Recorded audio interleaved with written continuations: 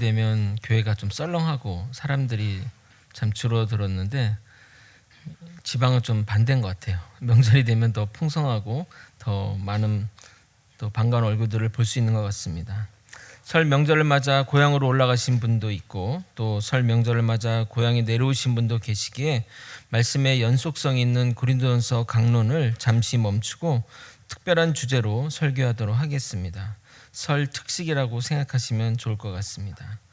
특별히 오늘 설교는 예화가 많지 않아 좀 어렵게 들릴 수 있습니다. 그래서 집중해서 들어주시길 부탁드립니다.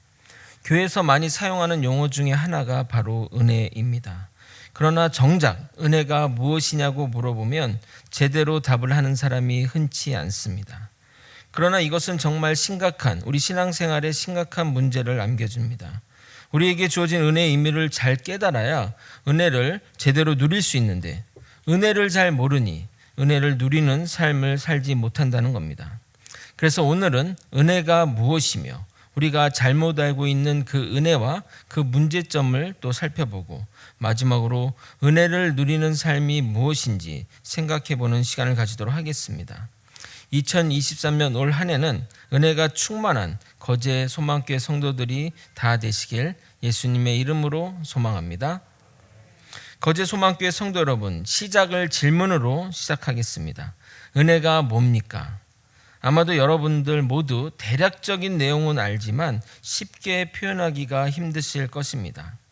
교회에서 은혜라는 표현을 쓰는 경우가 종종 있는데 보통 재직회나 공동의회 때 은혜로 합시다 라고 말합니다. 이 말의 뜻은 좋게 합시다, 너무 깐깐하게 하지 맙시다 라는 의미입니다. 은혜가 이런 의미일까요? 아마도 여러분이 또 자주 쓰는 경우가 설교를 듣고 나서 성도들이 설교자에게 오늘 참 은혜로운 설교였습니다 라고 표현합니다. 물론 그 말을 들으면 설교자는 기분이 좋습니다.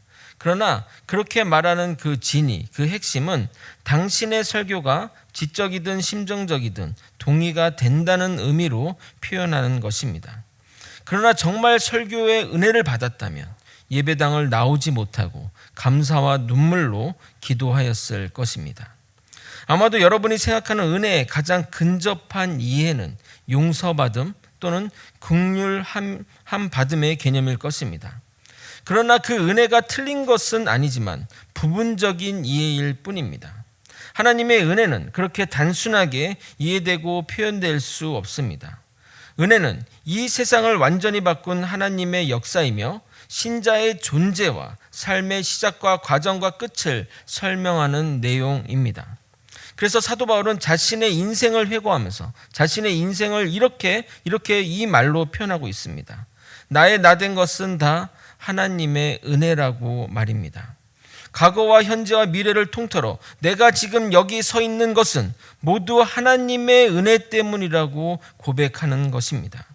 어느 신학자는 하나님의 은혜를 아는 만큼 우리는 하나님을 이해하고 기독교를 이해한다고 말합니다. 창세기부터 요한계시록에 이르기까지 모든 성경은 하나님의 은혜를 다양하게 표현하고 기록하고 있습니다. 우리는 성경을 인간 구원의 역사의 기록이라고 알고 있습니다. 이 구속 자체, 인간의 구원의 역사 자체가 은혜이므로 성경은 은혜에 대한 기록이라 말할 수 있는 것입니다. 그러므로 우리가 은혜를 잘 이해하는 것이 성경의 모든 역사와 하나님을 이해하는 기준이 되는 것입니다. 은혜를 이해하기 위해서 우리는 두 가지 개념을 먼저 알아야 합니다. 성경에서 은혜가 언급된 곳에는 반드시 이 두 용어가 같이 나옵니다. 로마서 5장에 보게 되면 첫 번째 아담의 범죄로 인해 모든 인류에게 죄가 들어왔고 둘째 아담인 예수 그리스도로 말미암아 은혜와 의의 선물로 우리가 생명을 얻어 살게 되었습니다. 이 죄와 죽음은 동전의 양면과 같은 개념입니다. 죄로 인해 죽음이 왔기 때문입니다. 그런데 이 죄와 죽음의 문제를 은혜로 해결받게 되는 것입니다. 그러므로 죽음에서 구원받은 우리는 이 중차대하고 엄청나고 영광스러운 은혜를 아는 것이 당연한 것입니다. 마치 우리가 사형수였는데, 사형수의 신분이고 날짜를 받아둔 신분이었는데 무슨 일로 사면되었다면 최소한 그 이유는 알아야 하는 것처럼 말입니다.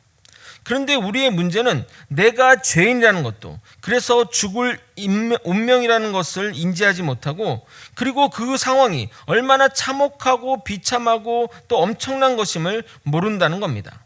제가 밖으로 나가 하나님을 모르는 자들에게 당신들은 죄인입니다. 죄의 대가는 죽음이에요. 그래서 여러분들이 죽는 겁니다. 그러므로 이 죄의 문제를 해결해 하십시오 라고 외치고 다닌다면 10분도 안 돼요. 경찰차가 출동하여 바로 잡혀갈 것입니다.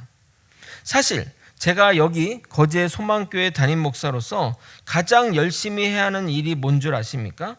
바로 여러분이 죄인임을 깨닫게 하는 겁니다.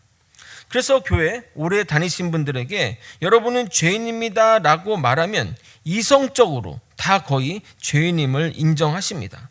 그러나 심정적으로 마음 깊숙하게 죄인임을 깨닫는 분은 많지 않습니다. 내가 죄인임을 알고 그 죄된 상태가 어떠한지 영적으로 깨닫게 된다면 하나님 앞에 얼굴을 들지 못하며 자신의 죄를 용서해달라고 사정하며 통곡하게 될 것입니다.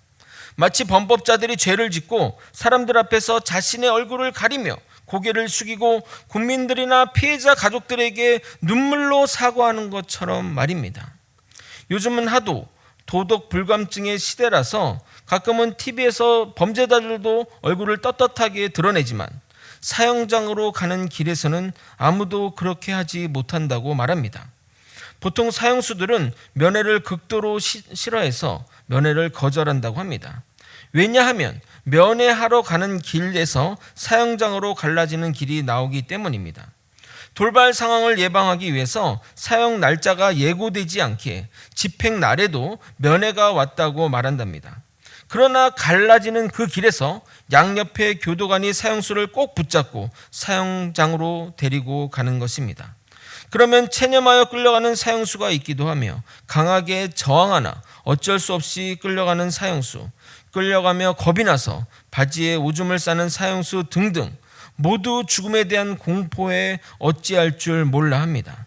그런데 사실 우리의 영적인 상태가 이 사형장에 걸어가는 사형수와 별반 차이가 없습니다.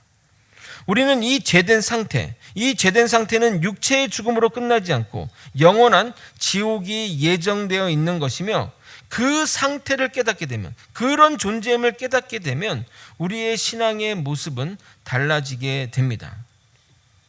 그래서 제가 목회자로서 제가 정말 노력해야 하는 것은 여러분에게 우리의 죄된 상태를 알려주는 것입니다.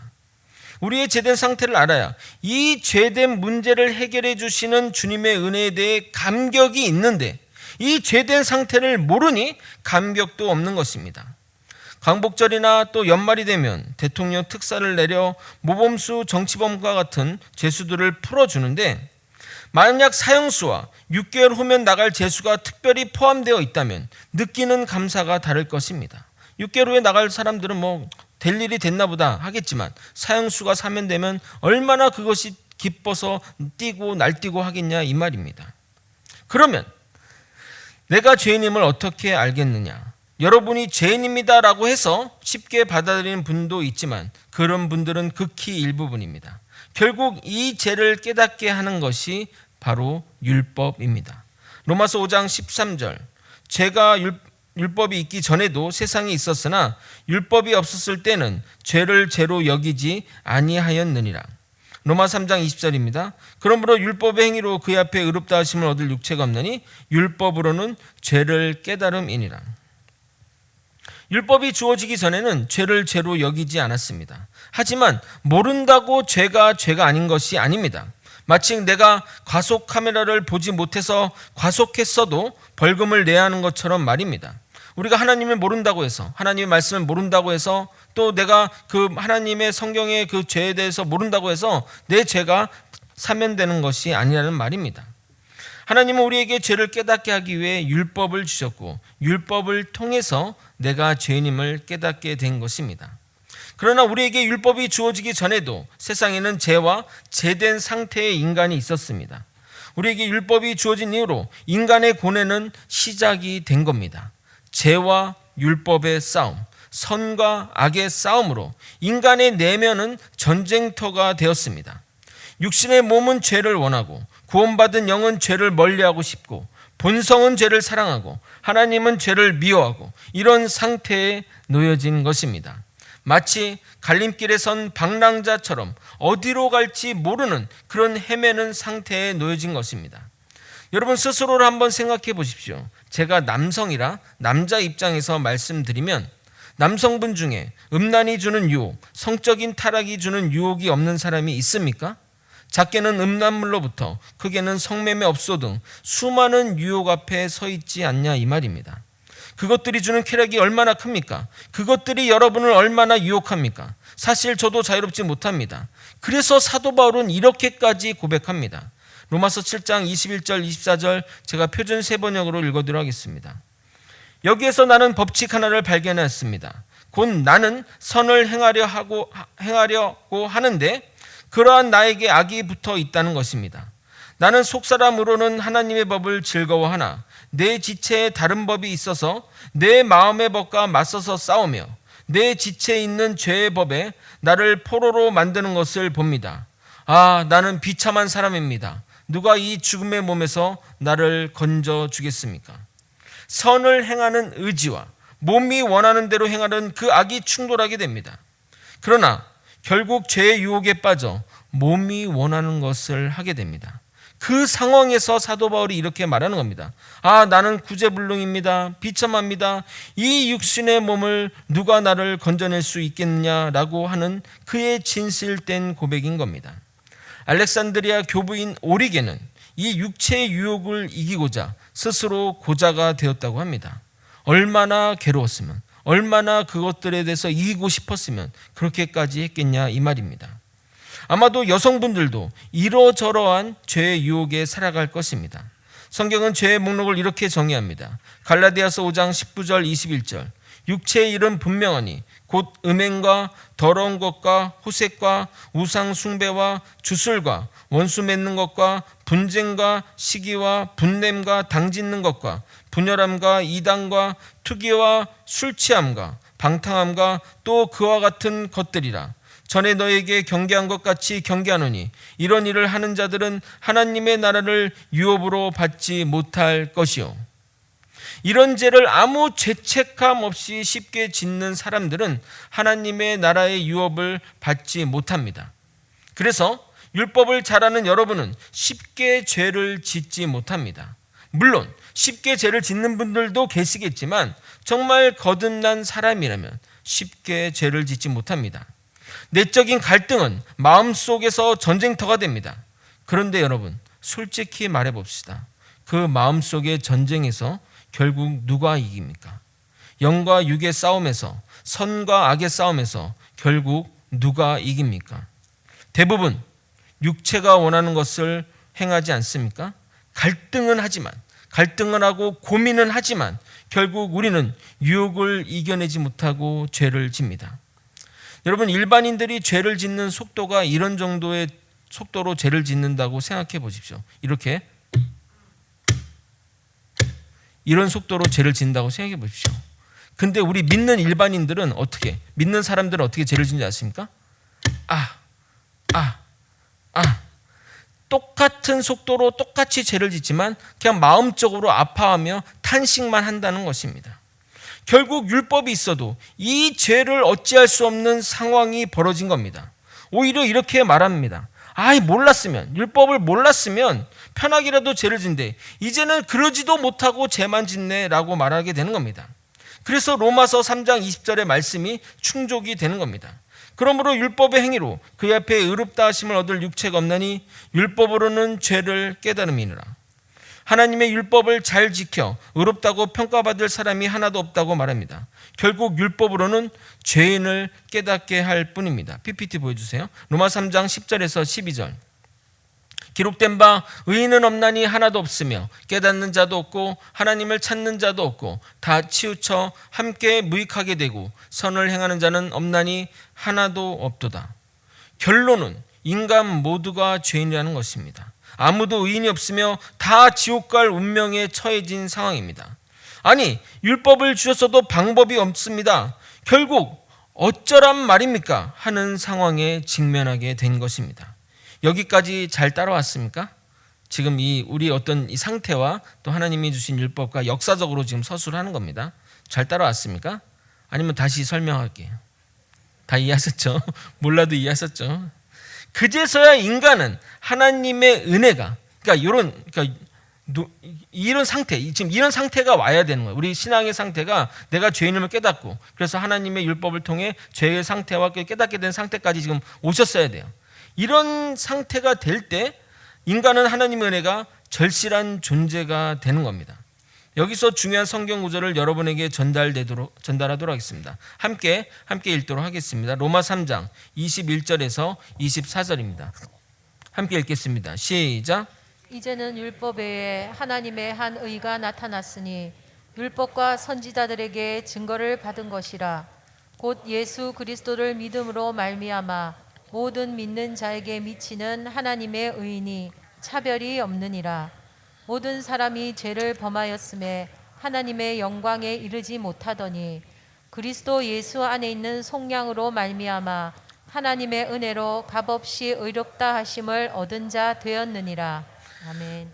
우리 모두는 죄인입니다. 죄인으로 태어났고 또 생각하거나 마음으로나 행위로나 모두 죄를 지었습니다. 죄가 죄인지도 알면서 죄를 지었으면 죄가 죄인지도 알면서 죄를 지었습니다. 변명할 여지가 없는 죄인 중에 죄인입니다. 그런데 우리 모두가 죄인이므로, 여기 모두가 죄인으로 자식을 위해 대신 죽을 수도 없는, 남을 위해서 대신 그 대가를 치를 수 없는 모두가 다 죄인 중에 죄인인 것입니다. 그러니 희망이 없는 죄인인 것입니다. 그런데 이럴 때 하나님의 한 의가 나타났습니다. 이 의는 율법과 선지자들로부터 증거를 받은 것이라고 말합니다. 이 의가 누구이십니까? 바로 예수 그리스도이십니다. 성경이 계속 증거하셨던 분, 예수님 그분의 다른 이름은 메시아 그리스도, 즉 구원자이십니다. 이분을 믿음으로 우리에게는 새로운 길이 열리게 된 것입니다. 그분을 믿음으로 그분 안에 있는 구원의 약속으로 인해 아무 대가를 치르지 않고 구원을 받게 된 것입니다. 이것이 바로 성경이 증거하는 말씀인 것입니다. 그러므로 우리에게 주어진 이 의인의 상태가 은혜의 결과인 것입니다. 인간의 모든 역사가 결국 은혜의 결과입니다. 그러므로 은혜가 아니면 인간은 아무것도 설명할 수 없는 존재입니다.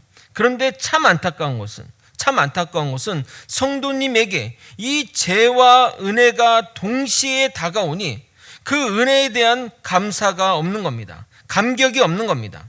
이론적으로 설명하면 사형 선고와 동시에 무죄 선언이 동시에 이루어지는 상황인 겁니다. 시한부 선고와 동시에 완치 판정을 받았는 상황이와 마찬가지인 것입니다. 그러다 보니 이 은혜를 왜곡시키는 사람들이 있습니다. 그들은 은혜를 오용하거나 무시하여 역사적으로 수많은 이단들과 문제들을 일으켜 왔습니다. 실제 이러한 은혜를 잘못 이해하는 자들이 우리 안에도 의외로 많습니다. 첫 번째로 많은 성도님들이 하나님의 은혜에 자신의 선행을 더해야 그 은혜가 충족될 것이라고 생각합니다. 지푸라지 같은 그런 인간의 선행일지라도 그것이 더해져야 비로소 은혜가 은혜될 수 있다고 생각하는 것입니다. 이것은 말로는 은혜는 좋아한다고 하면서 은혜를 무시하는 행동을 하는 것입니다. 이들은 은혜를 은혜답게 누리지 못하고 종교적인 열심을 내서 자기 구원을 완성하려고 행동합니다. 특히 자기 성취욕이 강하고 완벽주의 기질을 가진 사람들은 이런 성향을 강하게 드러내게 됩니다. 결국 이들은 율법주의자가 되는 것입니다. 그러나 하나님의 은혜는 그 어떠한 것도 더할 수 없습니다. 은혜는 그 자체로 완전한 겁니다. 전적인 하나님의 은혜에 감사해서 무엇인가 선행을 하는 것과 내가 선행으로 인해 하나님의 은혜가 충족되는 것은 전혀 다른 문제입니다. 나의 공로로 구원을 확증하려는 이 개의한 행태는 역사상 계속되어 왔고 지금도 계속되고 있습니다. 다시 한번 강조하지만 우리를 구원하신 하나님의 은혜는 그 자체로 완전한 것입니다. 두 번째로 잘못된 은혜의 모습은 은혜를 방종의 기회로 삼거나 은혜를 오해해서 죄를 쉽게 짓는 자들입니다. 그들은 하나님의 은혜가 크고 놀랍기 때문에 자신이 방종하게 행동해도 괜찮다고 생각합니다. 그러나 주님의 은혜로 구원받고 성령에 붙들린 자는 변화의 길로 나아가야 합니다. 죄를 반복적으로 지어도 주님의 크신 은혜로 구원받겠지만 믿는 자들은 계속해서 죄를 짓기를 할 수 없습니다. 왜냐하면 우리는 죄에 대하여 죽은 자들이기 때문입니다. 로마서 6장 1절에서 2절의 말씀입니다. 그런즉 우리가 무슨 말을 하리요? 은혜를 더하게 하려고 죄에 거하겠느냐? 그럴 수 없느니라. 죄에 대하여 죽은 우리가 어찌 그 가운데 살리요? 그래서 처음에는 3번 만에 유혹에 넘어갔다면 그 다음에는 5번, 그 다음에는 6번 만에 유혹에 넘어가고 종국에는 믿음으로 죄의 유혹을 이기는 자가 되어야 한 겁니다. 그것이 성령의 지배를 받는 자의 삶인 것입니다. 만약 그런 것이 없다면, 죄를 짓는데 아무런 죄책감, 죄를 짓는데 아무런 그런 걸림돌이 없다면 그 사람은 성령의 지배를 받는 것이 아닌 것입니다. 은혜에 무언가를 더하는 것과 은혜를 오용해 자기 마음대로 행동하는 것 중에 여러분은 어떤 게 더 잘못된 신앙의 형태라고 생각하십니까? 둘 다 잘못된 신앙의 형태지만 더 문제가 되는 것은 바로 첫 번째 경우입니다. 첫 번째 경우는 은혜가 무엇인지 모르기 때문에 생겨난 잘못이고, 두 번째는 은혜가 무엇인지 알기 때문에 실수를 하는 겁니다. 그만큼 후자는 하나님의 은혜가 크고 놀라운 것은 안다는 말입니다. 그러나 전자는 하나님에 대한 은혜에 대한 충격 자체가 없고 자신의 행위로 안심을 하려고 한다는 것입니다. 제가 여러분에게 은혜를 완성하기 위해 여러분의 행동이 뒤따라야 한다고 말한다면 누구도 부정하지 않고 편하게 받아들이며 여러분 중 몇몇은 열심을 낼 것입니다.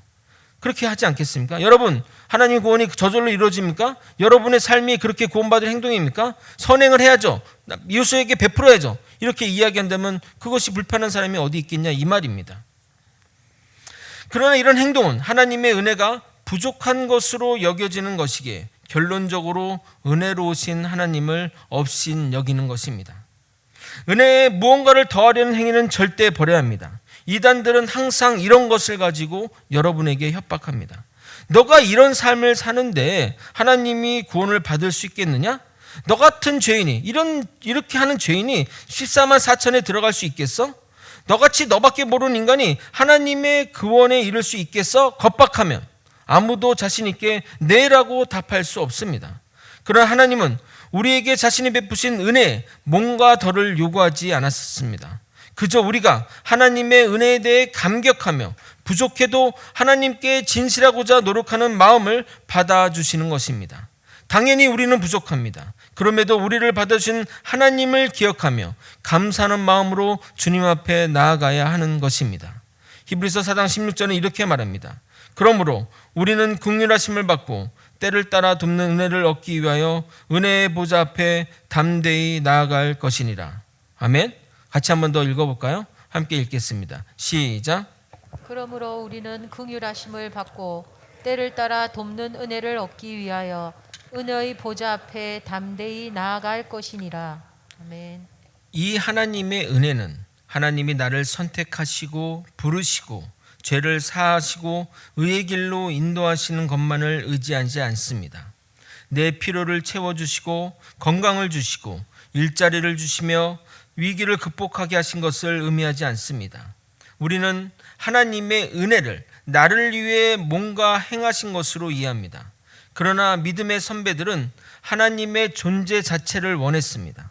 은혜의 비밀을 아는 자는 그 어떠한 것보다 하나님의 존재 자체를 원합니다. 은혜는 하나님과 따로 떼어 생각할 수 없습니다. 은혜 없이는 하나님을 생각할 수 없고 하나님 역시 은혜 없이는 우리에게 자신을 드러내지 않습니다. 하나님이 죄인인 우리에게 자기 자신을 주시는 것, 그것이 바로 은혜입니다. 기독교에서 말하는 모든 것 중에 가장 큰 의미와 내용을 가지고 있는 것이 은혜입니다. 그래서 은혜는 구원보다 크며 우리를 의롭다 하시는 칭의보다 크며 죄사함보다도 하나님과 화목하게 되는 것보다 평안과 기쁨보다도 더 큽니다. 은혜는 이 모든 것을 포함하고 있습니다. 그 이유는 은혜가 하나님이시기 때문입니다. 은혜는 하나님 자신을 나타내는 가장 적절한 묘사이며 그 자체인 것입니다. 말씀을 정리하겠습니다. 하나님의 은혜는 놀랍고 크고 경이로운 것입니다. 은혜란 하나님이 전혀 받을 자격이 없는 자에게 과분한 총애와 자비를 베푸신 것이어서 피조물인 인간이 이해할 수 없는 놀라운 것입니다. 은혜라는 인간의 말로 그 하나님의 모든 은혜를 담을 수 없습니다. 잘 생각해 보십시오. 우리가 믿음의 삶을 사는 것도 은혜 때문입니다. 우리가 복음을 전도하고 전파하는 것 또한 역시 은혜 때문입니다. 은혜는 우리 신앙의 원천이자 삶의 원천이자 힘입니다. 이 은혜는 사람의 능력으로 개발하거나 감정의 동요로 인해 만들어낼 수 있는 것이 아닙니다. 왜냐하면 이 은혜는 하나님으로부터 나오는 것이기 때문입니다. 그래서 하나님이 계시는 곳에는 영원한 은혜가 있습니다. 우리가 의식하든 의식하지 못하든 하나님의 은혜는 우리 믿는 자 삶에 있습니다. 우리는 하나님의 자녀인 이상 하나님의 은혜는 과거와 현재와 미래를 넘어 심지어 영혼에 이르기까지 우리와 함께할 것입니다. 믿는 자의 당당함은 여기에서 나오는 것입니다. 죽음도 두려워하지 않는 용기가 여기에서 나오는 겁니다. 세상의 가치를 따르지 않고 주님의 말씀대로 살아가는 힘이 여기에서 나오는 것입니다. 은혜만이 가능케 하는 성도의 힘입니다. 이 신앙 가지고 믿음의 힘찬 발걸음을 내딛는 저와 여러분이 되시길 예수님의 이름으로 소망합니다. 함께 찬양하고 또 기도의 자리로 나아가도록 하겠습니다.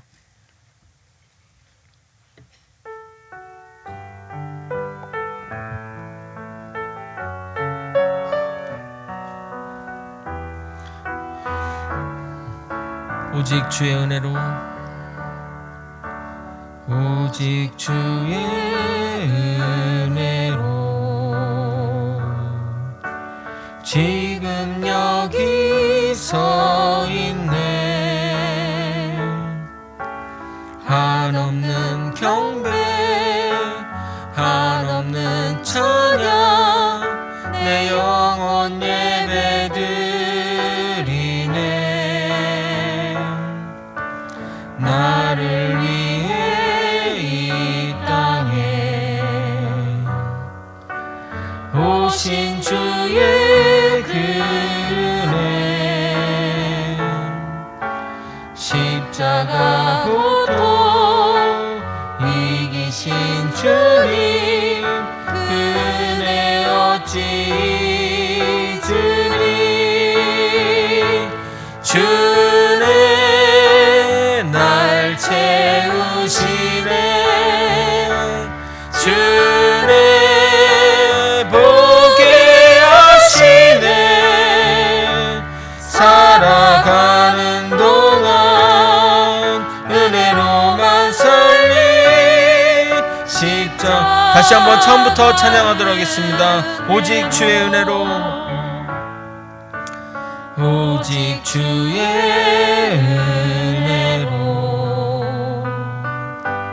지금 여기 서 있네. 한없는 경배, 한없는 찬양, 내 영혼 예배드리네. 나를 위해 이 땅에 오신 주의 그 은혜, 십자가 고통 이기신 주님, 그 은혜 어찌 주니. 주네 날 채우시네. 주네 보게 하시네. 살아가는 동안 은혜로만 살리 십자. 주네 날 채우시네. 주네 날 채우시네 주네 보게 하시네 살아가는 동안 은혜로만 살리 십자가 은혜로. 우리의 죄된 상태, 우리의 죽음의 운명은 제가 아무리 말로 설명할지라도 여러분이 이해할 수 없습니다. 이 우리 죄된 상태는 정말 성령이 우리에게 역사하셔서 우리의 상태들을 깨닫게 하셔야만 정말 주님의 은혜에 대한 그 감격이 우리에게 세워질 줄 믿습니다. 이 시간 정말 주님께 기도할 때 나의 영적인 상태를 깨닫게 하여 주시옵소서. 내가 어떠한 존재인지, 내가 지금 어떠한 상태에 빠졌는지 깨닫게 함으로써 주님의 그 크신 은혜에 거하는, 정말 그 크신 은혜에 감사하며 살아가는 믿음의 사람들이 될 줄 믿습니다. 이 시간 다 함께 마음을 다해서 주님의 은혜를 생각하며 또 나의 어떤 이 죄된 상태, 죄된 이 상태들을 영적으로 깨닫게 해주길 또 성령님께 간구하며 우리 다 함께 믿음의 기도 드리도록 하겠습니다. 주님의 이름 부르고 기도하겠습니다. 주여, 이 시간 아버지 하나님 역사하셔서 우리 마음 가운데 우리의 어떤 죄된 상태, 우리의 정말 영원한 죽음의 운명의 상태, 아버지 지옥 갈 운명의 상태임을 깨닫게 하여 주시옵소서. 성령이시여 역사하여 주시옵소서. 성령이시여 깨닫게 하여 주옵소서. 아버지 정말 하나님의 역사 가운데 우리가 정말 그 상태를 깨닫게 됨으로써 하나님의 은혜를 다시 한번 다리켜 볼 수 있도록 이끌어 주시옵소서. 하나님의 그 크신 은혜로 우리가 구원받았습니다. 하나님의 그 크신 은혜로 우리가 지금 살아가고 있습니다. 아버지 내가 미래를 살아가는 것도, 아버지 이 삶 가운데 모든 것들을 하는 것도 다 주님의 은혜이고, 은혜 아니면 아무것도 설명할 수 없는 그런 것들을 깨닫게 하여 주시옵소서. 주님 붙들어 주시옵소서. 아버지 진짜 참된 은혜 가운데 아버지 살아가게 도와주옵시고 하나님의 모든 것을 이루심을 입술로 고백하며 진심으로 감격하며 살아가는 믿음의 사람들이 되게 도와주시옵소서. 아버지 그 전에 아버지 우리의 영적 상태를 깨닫게 하는 아버지 우리 영적인 하나님의 은혜가 있기를 소망합니다. 하나님 아버지 우리 각자 기도하는 가운데 하나님이 주시는 아버지 우리의 영적인 상태를 실체를 볼 수 있게 도와주시고 아버지 그로 인해 하나님의 어떤 상태로 우리의 죄를 감당하기 위해 돌아가셨다는 것을 깨닫는 놀라운 역사가 아버지 이성적으로 그것도 심정적으로 영적으로 깨닫게 도와주시옵소서. 한 명 한 명 찾아가서 아버지 이 설 명절에 아버지 하나님의 놀라운 은혜, 하나님의 은혜를 깨달을 수 있게 도와주옵소서. 아버지 가족들이 모여 함께 예배드리고 가족들이 모여 정말 아버지 즐거운 시간을 보낼 수 있는 것, 이 또한 하나님의 은혜임을 고백합니다. 하나님 붙들어 주시고 인도하여 주옵소서. 나의 나된 것은 다 하나님의 은혜라는 아버지 믿음의 고백을 우리가 올려드릴 수 있도록, 믿음으로 올려드릴 수 있도록 이끌어 주시고 인도하여 주시옵소서. 하나님 아버지 우리는 구제불능에 아무것도 할 수 없는 죄인 중에 죄인입니다. 아버지 정말 이 죄인된 우리를 하나님이 구원하여 주셔서 하나님의 자녀 삼아주심에 감사드립니다. 아버지 이것이 지식적으로 다가오지 않고 하나님 영으로 깨닫게 하여 주셔서 하나님의 은혜 가운데 살아가는 존재임을 아버지 고백할 수 있게 도와주시옵소서. 인생을 다 산 우리 사도 바울의 고백처럼 나의 나된 것은 다 하나님의 은혜라는 고백을 모두 올려드릴 수 있는 우리 거제 소망교회 성도들이 될 수 있도록 역사하여 주시옵소서. 간구하며 우리 구주 예수 그리스도의 은혜와 우리 하나님 아버지의 크신 사랑과 성령 하나님의 감동감화 교통 역사하시는 귀한 은총이 거제 소망교회 성도님과 명절을 맞아 방문한 친인척들과 주님의 은혜로 살고자 하는 모든 성도님들 위해 이제로부터 영원히 함께 있을지어다. 아멘.